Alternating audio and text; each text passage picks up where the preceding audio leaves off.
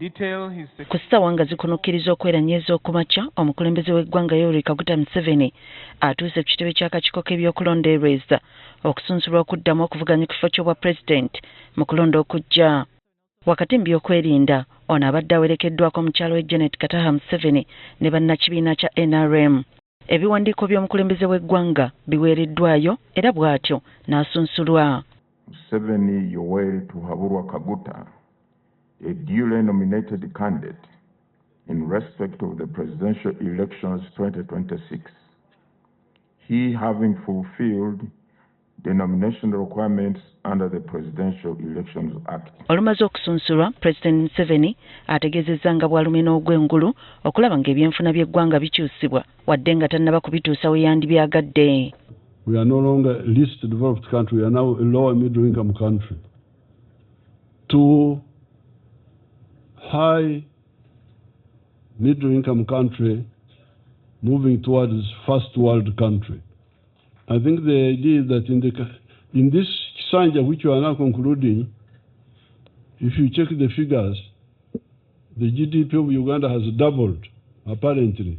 Ono era ategeezezza nga bw'alumye n'ogw'engulu okulaba ng'aleeta eddembe mu ggwanga ekyongedde okusomba bamusigansimbi okwettanira Uganda. We have the peace. That's why we are being flooded with more investments. Because people in the world are looking for a peaceful area, a peaceful and profitable area where to invest. Kyokka mwennyamivu nti wadde baleese eddembe ate obumenyi bw'amateeka bweyongedde naddala obuli bw'enguzi obusaanidde okusalirwa amagezi. Criminals who are not handled because of some corruption among the people involved.